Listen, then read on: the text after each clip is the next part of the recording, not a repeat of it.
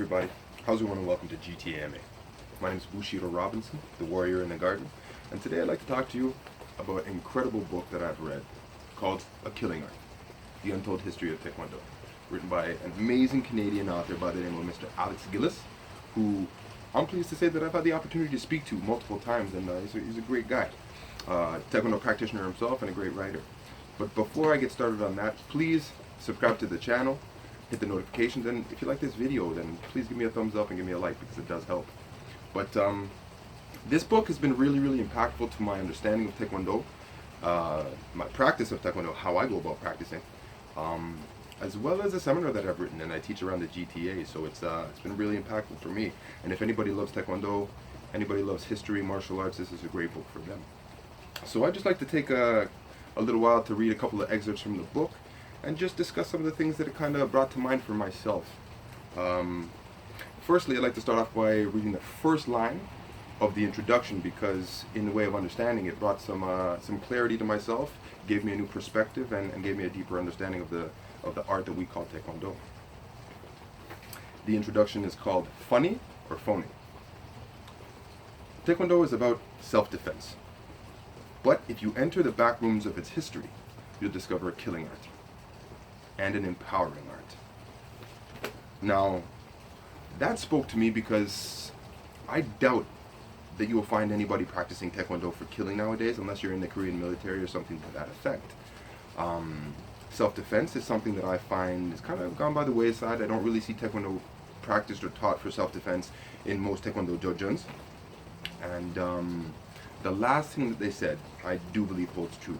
Taekwondo is an empowering art, incredibly empowering art. There's thousands and thousands of people who practice in hundreds of countries all around the world, and you know, it's an Olympic sport, and that's empowering enough. But also just the training that you do in your dojo or at home by yourself, the practicing of the patterns, the practicing of the sparring, these kind of things that are incredibly empowering. So yeah, it definitely gave me a deeper understanding and a better perspective of how I view Taekwondo. The next thing I like to talk about is an age-old comparison. You don't hear it as much nowadays, but back when I was very young, it was the big deal, it was the big argument. What's better, Taekwondo or Karate-do? What came first, Taekwondo, Karate-do? And I think this, which I'm going to read, speaks to the history of Taekwondo to give you a better understanding. We often hear myths about the three kingdoms and the kingdom of Shilla with the Hwarang warriors using Taekyon to defend the kingdom. And I'd just like to read a little bit about General Che Hong-hee's history, the founder of Taekwondo. There was a time he got into a physical altercation. He got the upper hand, good self-defense. And this is what happened after that physical altercation. So months after arriving in Kyoto, Che met a man from his village who told him that the wrestler had recovered and was counting the days to Che's return. Che felt doomed. He began training in Shotokan Karate to defend himself. Karate was a Japanese martial art that Gichin Funakoshi had transferred from Okinawa to Japan in 1922.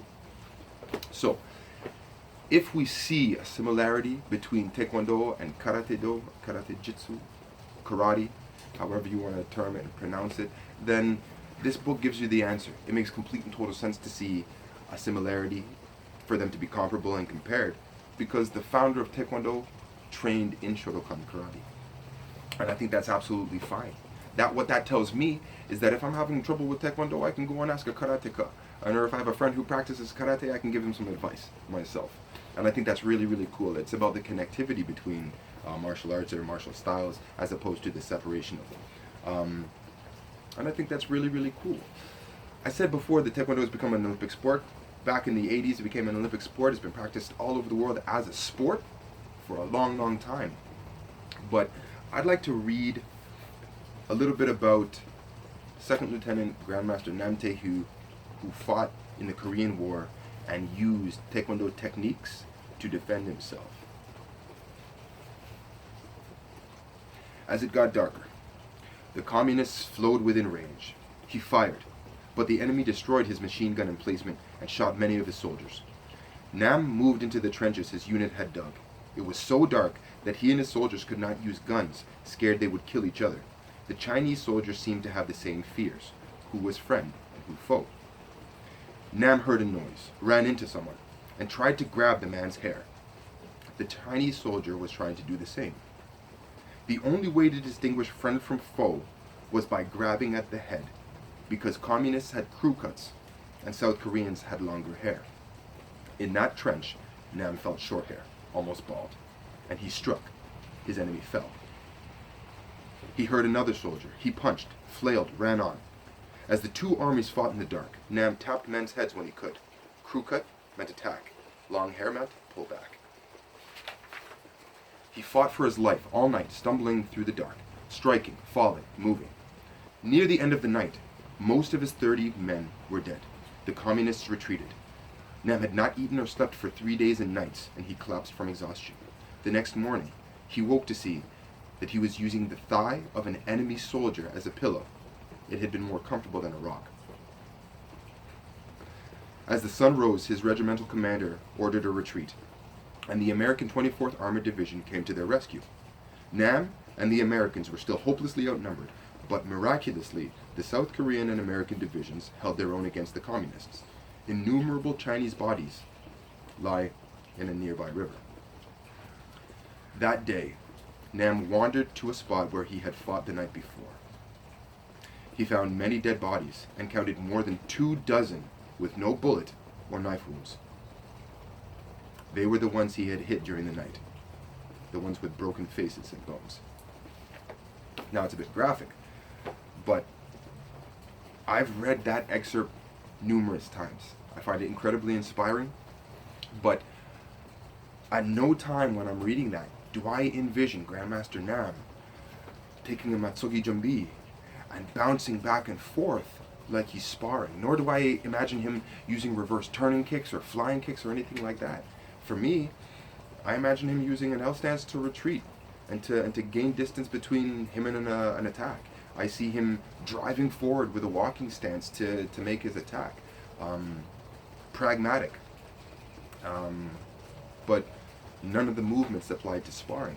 That gave me a deeper understanding, a better perspective of how Taekwondo is practiced nowadays in comparison to how it's been practiced before.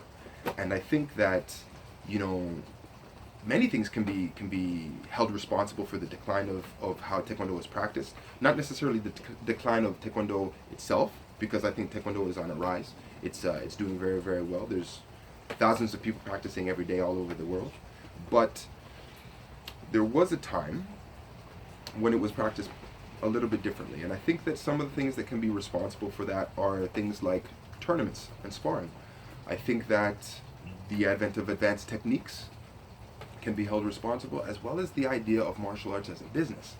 So the last thing I'd like to read from this book, a short excerpt from Grandmaster Won Kok Lee, who practiced Cheongdo Kwon, who was the teacher of Cheongdo Kwon, and that is the style that Grandmaster Nam Tae-hee learned from Grandmaster Won Kok Lee, and actually my father trained in Cheongdo Kwon back in the 70s, and so it's a little bit of my lineage as well. Also, my my teacher, Grandmaster Troy White, actually was graded by Grandmaster Nam Tae-hee for his 8th dan, so I'm kind of a Nam fanboy. I can't lie about it. But this is Grandmaster Won Kok Lee talking about how things were when he used to teach. The martial art in those days was basic by today's standard. In the early days, Cheongdo, aka Taekwondo, consisted of 10 hand and 8 kicking techniques, all aimed at the vital points of the body, Lee once told a journalist. The hand techniques were punch, spear hand, palm, knife hand, ridge hand, twin finger, single finger, back fist, and tiger fist. The kicking techniques consisted of front, side, round, and back kick, and these were aimed at various levels of the body. Grandmaster Nam Tae-hee is quoted as saying, "The purpose of the attack is to immobilize the opponent. One punch, one kick can do a lot of damage. Broken bones, skin problems. Traditionally speaking, one strike, one kick can kill." And I believe that in karate circles, that is a principle called ikanisetsu. One kick, one strike, One kill. So, this is A Killing Art, The Untold History of Taekwondo. A wonderful book and a great read for anybody who trains in Taekwondo or has an interest in martial arts or history. It's a must read. So that's all the time that we have today. Thank you for watching. I hope that you've enjoyed. And until next time, respect each other, respect yourselves, and train hard.